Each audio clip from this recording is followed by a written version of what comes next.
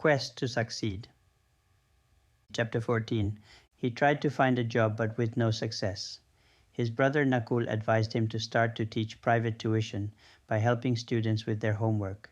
He started to teach for a few hours each day. He had to go to different houses and teach different subjects at all levels where he did not use his knowledge and skills he had acquired in the training or at the degree level. The first tuition he started was near the shopping center, Chandni Chowk. It was close to Old Delhi railway station. Jay traveled to this place by train from home, even though the Old Delhi station was the next stop and about 3 miles from where he lived with Nakul. He bought a monthly rail ticket to travel for convenience, and it was cheaper than buying a ticket every day. At the end of the training, Jay received his deposit money back from the training college. He used this money for his expenses in the early months of living in Delhi. For his first tuition, he was required to teach 4 boys in a business person's family. The boys had different demands because they were of different age groups and in different classes. He used to spend more than 2 hours helping them with their homework in English, mathematics, science, and social studies. He did not receive his fee monthly. After 3 months, he asked for payment for teaching 2 hours a day. The children's father paid him 90 rupees for 90 days, 1 rupee per day. Jay argued that he was teaching his 4 sons with different demands.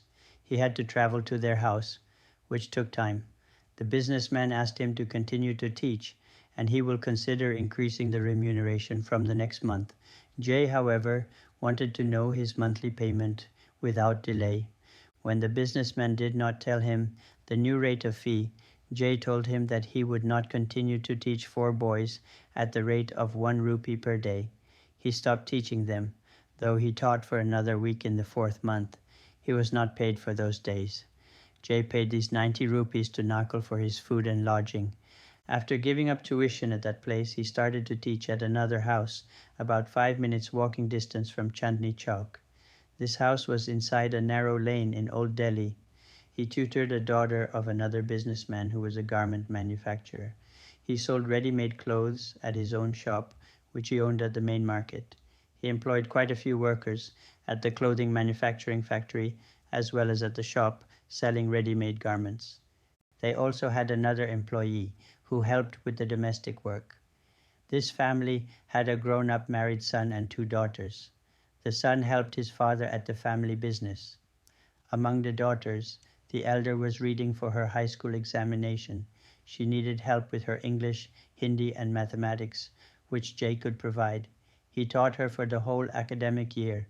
They paid him 40 rupees a month for teaching for 1 hour a day, which was more than he received for teaching 4 boys at the other place. This payment was prompt on time. Jay did not have to ask to pay him the money. The younger girl sometimes needed assistance with her homework. The elder one would not let her receive any help, suggesting that Jay was her tutor. He attempted to argue that he would teach her for the full hour and would help the younger one in his own time, which he sometimes did. It was, however, difficult for the elder girl to concentrate on her studies. She used to drift in her thoughts. She was a 16-year-old adolescent and was only 4 years younger than Jay. She was, however, mature for her age. She would kick at Jay's feet under the table. She would sometimes write a note, and it put in the book, "I love you." Jay was a good teacher and tried to discipline her and asked her to pay attention towards her studies. He even showed his anger at her manners. The girl's mother and sister-in-law were always present in the room during the teaching hour. Once or twice they also noticed her attitude and warned her to be serious during studies and to be orderly and practical about the subjects. The other tuition he taught was to an English medium student in Kari Bavli, about 10 minutes walking distance from the girl's house. He had to travel from one house to another in the scorching heat of Old Delhi. They were a nice family, and the boy, who was 11 years old, was very disciplined. He was well-mannered and intelligent. Still, he needed help with his school homework. Some parents provided tuition to their children for prestige reasons and to show to their friends and relatives that a teacher comes to their house to tutor their child. Jay was paid 40 rupees a month for this tuition. It was the same as the other tuition he taught. Jay never had to wait or ask for a remittance. the boy's father used to pay at the end of the month.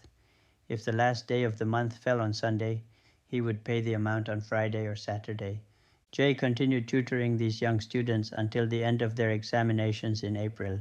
He used to pass on his tuition money to his brother Nakul for his food and lodging. He did not want to be identified with the stigma of a freeloader. He kept only 5 rupees to buy a monthly rail ticket. He did not eat out or buy any tea or water. He did not buy any shoes or clothes during this period. He sometimes felt hungry, but he lived with it. Nakul never said that he does not have to pay all his earnings. In the month of May, he did not have any work in Delhi. He decided to go to his village for the summer period. There he helped his grandfather at the shop and used to take food for Gautam every day by bicycle. He traveled 4 miles to reach the town, where Gautam was supervising the construction of a house and 2 shops on the land, which their dad bought a few months earlier. Jay biked back 4 miles to reach the village before sunset. He jaunted 8 miles a day in the burning heat of May and June, just to take food for his brother Gautam, who could have asked someone to cook for him in that town where he was to start a new life and was to run a shop.